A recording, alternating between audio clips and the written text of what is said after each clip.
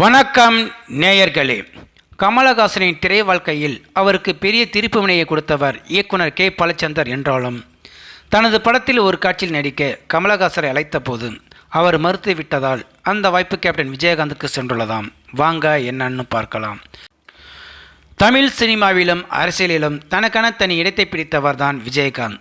Captain என்று அழைக்கப்பட்ட இவர் படப்பிடிப்பு தளத்தில் அனைவருக்கும் சமமான சாப்பாடு கொடுக்க வேண்டும் என்று கட்டளையிட்டவர். அதன்படி தொடர்ந்து அதை தனது படத்தின் படப்பிடிப்பில் கடைபிடித்தவர் விஜயகாந்த். மேலும் பல புதுமுக இயக்குநர்களுக்கும் வாய்ப்பு கொடுத்தவர். அதேபோல் தளபதி விஜய், சூர்யா ஆகியோர்கள் தங்கள் சினிமா வாழ்க்கையில் முன்னிலை பெற அவர்களது படங்களில் துணை கேரக்டரில் நடித்திருந்தார் விஜயகாந்த். இயக்குனர் சிகரம் கே பாலச்சந்தர் இயக்கத்தில் ஒரு படத்தில் கூட நடிக்கவில்லையாம். ஆனால் அவர் இயக்கிய மனதில் உறுதி வேண்டும் என்ற படத்தில் ஒரு பாடல் காட்சியில் நடிப்பதற்காக கே பாலச்சந்தர் விஜயகாந்தை அழைத்துள்ளாராம். 1987ஆம் ஆண்டு கே பாலச்சந்தர் இயக்கத்தில் வெளியான படம்தான் மனதில் உறுதி வேண்டும். சுஹாசினி முக்கிய கேரக்டரில் நடித்திருந்த இந்த படத்தில் ரமேஷ் அரவிந்த், விவேக், எஸ்பி பாலசுப்ரமணியம் ஆகியோர் நடித்திருப்பார்கள். இந்த படத்தில் பாடல்கள் அனைத்தும் ரசிகர் மத்தியில் நல்ல வரவேற்பை பெற்றிருந்தாகும். இந்த படத்தில் வரும் வங்காள கடலை என்ற பாடலில் ரஜினிகாந்த், சத்யராஜ், விஜயகாந்த் ஆகியோர் நடித்திருப்பார்கள். இதில் விஜயகாந்த் நடித்த கேரக்டரில் முதல் நடிக்க இருந்தவர் நடிகர் கமலஹாசன்.